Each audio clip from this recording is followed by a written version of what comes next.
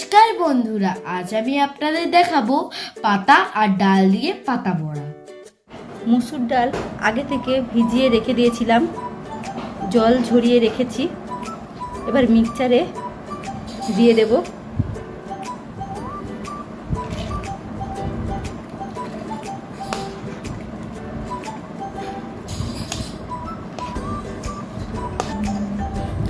চারটা শুকনো লঙ্কা দিচ্ছি, দিয়ে এবার একটা পেস্ট বানিয়ে নেব। পেস্ট রেডি হয়ে গেছে। লাউ ফুলগুলো এইভাবে ছাড়িয়ে নিয়েছি। এবার একে ভালো করে ধুয়ে পরিষ্কার করে নেব।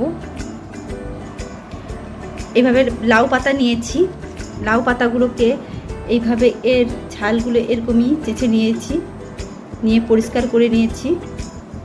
এবার একে ধুয়ে নেব।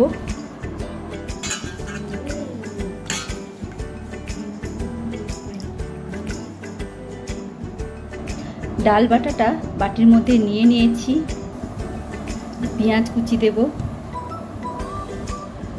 লাউ ফুলগুলো পরিষ্কার করে ধুয়ে নিয়েছি, এবার দিয়ে দেব। স্বাদ মতন লবণ দেব। হাফ চামচ হলুদ গুঁড়া দেব। হাফ চামচ জিরার গুঁড়া দেব। হাফ চামচ ধনার গুঁড়া দেব। হাফ চামচের একটু বেশি লঙ্কার গুঁড়া দেব। এবার এগুলো সব একসঙ্গে মাখিয়ে নেব। আমার মাখানো হয়ে গেছে। এইভাবে পাতা নিয়েছি, এবার পাতার চারপাশে এইভাবে করে ডালটা মাখিয়ে দেব। এইভাবে ডালটা পাতা চারপাশে দিয়ে দেব, দিয়ে এবার আস্তে আস্তে করে মুড়ে দেব।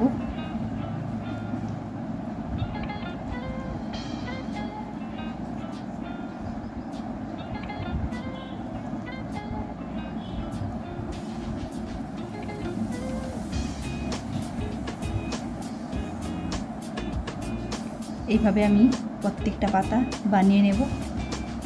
এইভাবে আমি প্রত্যেকটা পাতা রেডি করে নিয়েছি। একটা বাটি নিয়েছি, এর মধ্যে আমি 2 চামচের মতো বেসন দেব। অল্প পরিমাণে লবণ দেব। 1 চিমটে হলুদ গুঁড়ো দেব।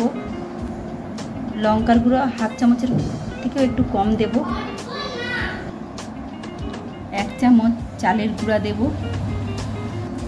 এবার মিশিয়ে নেব। এভাবে ভালো করে মেশানো হয়ে গেলে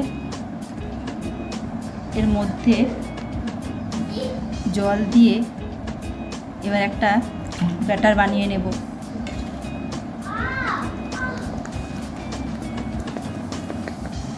এইভাবে ভালো করে ব্যাটারটা ফেটিয়ে নিয়েছি, ঠিক এইরকম গাঢ় থাকবে। গ্যাসের মধ্যে কড়াটা বসিয়ে দিয়েছি। এবার এর মধ্যে আমি তেল দিয়ে দেব। এবার তেলটা গরম হতে দেব। তেল গরম হয়ে গেছে।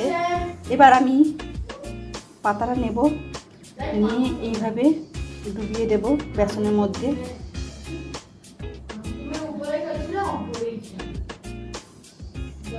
এবার আস্তে করে দিয়ে দেব।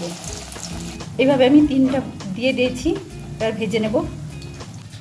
এক সাইড ভাজা হয়ে গেছে, এবার উল্টি দেব।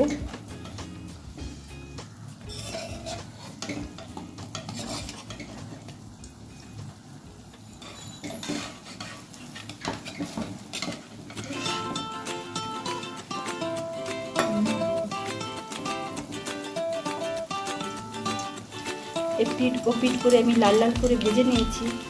এবার নামিয়ে দেব।